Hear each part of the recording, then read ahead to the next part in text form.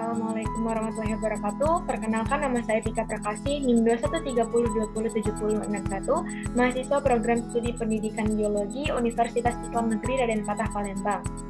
Hari ini saya akan melakukan presentasi proposal dengan judul Uji Validitas Ensiklopedia Materi Sistem Endokrin berbasis riset pengaruh pemberian ekstrak daun kelor terhadap penurunan kadar gula darah pada tikus penderita diabetes dengan induksi alloxan.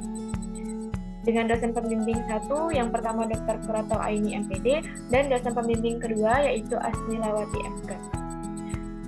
Tugas presentasi ini merupakan tugas mata kuliah kolokium dengan dosen pengaku Ibu Dr. Yulia Trisamiha MPD. Baik, bagian pertama pada bab 1, latar belakang. Buku teks merupakan sarana yang paling penting dalam menyampaikan materi yang termasuk dalam kurikulum untuk mencapai tujuan pendidikan atau tujuan pembelajaran. Dalam proses pembelajaran, buku teks berfungsi sebagai sumber informasi atau bahan ajar dalam banyak hal. Keberhasilan guru dan siswa dalam menggunakan buku teks tergantung pada kualitas buku teks tersebut. Nah, buku teks yang baik adalah buku yang di dalamnya harus memuat isi yang memenuhi standar yang telah ditetapkan. Dari buku biologi yang beredar saat ini, masih terdapat gaya penyampaian yang sulit dimengerti. Selain bahasanya yang rumit, buku biologi seringkali tidak disertai gambar yang mutakhir atau terbaru, sehingga wawasan yang diberikan terlihat mirip dengan buku biologi yang sudah ada sebelumnya. Oleh karena itu, perlu dikembangkannya buku-buku pembantu berupa ensiklopedia untuk melengkapi buku teks dan buku lainnya yang sudah beredar saat ini. Nah, pemanfaatan tikus sebagai hewan percobaan untuk mengetahui pengaruh pemberian ekstrak daun kelor terhadap penurunan kadar gula darah dapat menjadi tambahan informasi mengenai cara pengobatan dan penanganan gangguan sistem endokrin. Penelitian ini nantinya akan disajikan dalam bentuk bahan ajar berupa ensiklopedia materi sistem endokrin pada kelas 11 SMA. Adapun rumusan masalah pada penelitian ini, yang pertama, bagaimana tingkat validitas bahan ajar ensiklopedia terhadap materi sistem endokrin kelas 11 SMA. Yang kedua, bagaimana pengaruh pemberian ekstrak daun kelor terhadap penurunan kadar gula darah pada tikus dengan induksi alloxan. Berdasarkan rumusan masalah yang sudah kita bahas tadi, tujuan penelitian pada penelitian ini yang pertama untuk mengetahui tingkat validitas bahan ajar ensiklopedia terhadap materi sistem endokrin pada kelas 11 SMA. Kemudian yang kedua, untuk mengetahui pengaruh pemberian ekstrak daun kelor terhadap penurunan kadar gula darah pada tikus dengan induksi alloxan. Batasan masalah pada penelitian kali ini, yang pertama, validitas pada penelitian ini berupa pembuatan ensiklopedia pada materi sistem endokrin kelas 11 SMA. Yang kedua, bahan ajar ensiklopedia hanya pada submateri gangguan sistem endokrin dan cara pengobatan atau penanganannya. Yang ketiga, tahap pembuatan ensiklopedia hanya dilakukan sampai pada tahap analis, desain, dan development. Dan yang terakhir, daun kelor yang digunakan pada penelitian ini yaitu daun kelor yang tidak terlalu tua dan tidak terlalu muda, atau dengan kata lain dalam kondisi yang baik. Adapun manfaat penelitian, yang pertama manfaat teoritis. Dengan adanya penelitian ini diharapkan dapat bermanfaat dalam memberikan sumbangan pemikiran atau memperkaya konsep-konsep serta teori-teori terhadap ilmu pengetahuan dari penelitian yang sesuai dengan penelitian ini atau yang sudah ada sebelumnya. Kemudian yang kedua, melalui penelitian ini diharapkan peneliti mampu memperoleh gelar sarjana pendidikan atau SPD yang merupakan syarat kelulusan di Fakultas Ilmu Tarbiyah dan Keguruan Program Studi Pendidikan Biologi UIN Raden Fatah Palembang. Selain itu, dapat menambah pengetahuan tentang bagaimana pengaruh ekstrak daun kelor tersebut terhadap penurunan kadar gula darah, baik bagi peneliti maupun bagi masyarakat.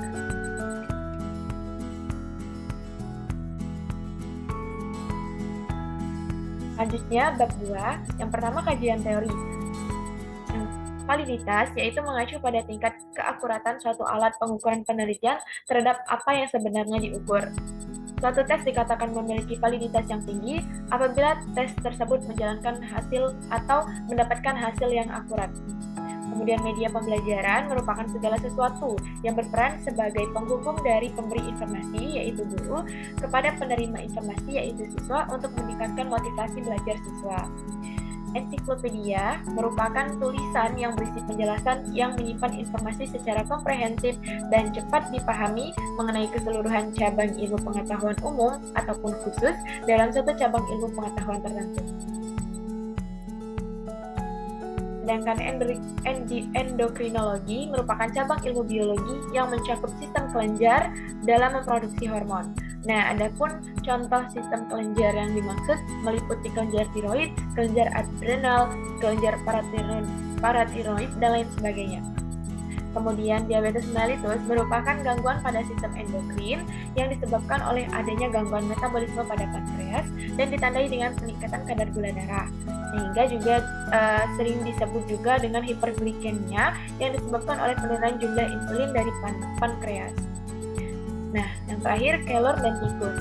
Kelor biasanya disebut juga the miracle tree atau pohon ajaib, karena secara alamiah merupakan sumber gizi berkhasiat obat yang kandungannya sangat luar biasa, melebihi kandungan yang ada di tanaman-tanaman lainnya. Sedangkan tikus ini merupakan hewan percobaan yang biasanya dilakukan dalam penelitian ilmiah di laboratorium.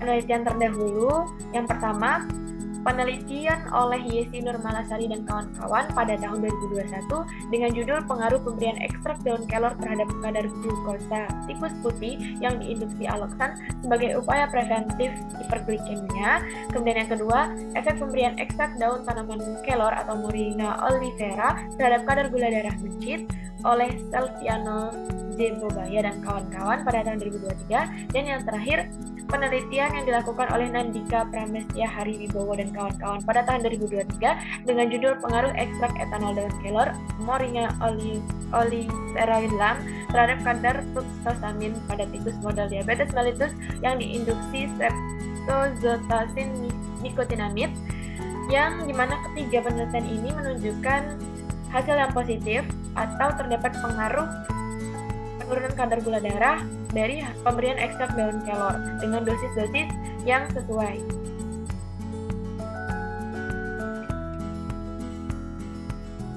Adapun hipotesis penelitian, yang pertama H0, yaitu tidak terdapat pengaruh pemberian ekstrak daun kelor terhadap penurunan kadar glukosa darah pada tikus dengan metode induksi aloksan. Kemudian H1, terdapat pengaruh pemberian ekstrak daun kelor terhadap penurunan kadar glukosa darah pada tikus dengan metode induksi aloksan. Kemudian bab 3, metodologi penelitian. Yang pertama, jenis penelitian. Untuk uji validitas ensiklopedia, penelitian ini menggunakan penelitian research and development atau penelitian dan pengembangan, sedangkan untuk uji efektivitas daun kelor terhadap penurunan kadar gula darah menggunakan penelitian eksperimental laboratorium. Adapun populasi dan sampel pada penelitian ini yaitu daun kelor yang berwarna hijau tanpa bintik putih, bercat kuning, dan berlubang, atau dengan kata lain daun kelor yang dalam keadaan baik dan tidak terlalu tua ataupun tidak terlalu muda. Selain itu, ada juga tikus yang berumur 2-3 bulan, yang nantinya tikus ini akan dibagi menjadi 4 kelompok perlakuan. Adapun teknik pengumpulan data pada penelitian ini yaitu melalui angket dan teknik analisis datanya melalui reduksi data, penyajian data, dan penarikan kesimpulan.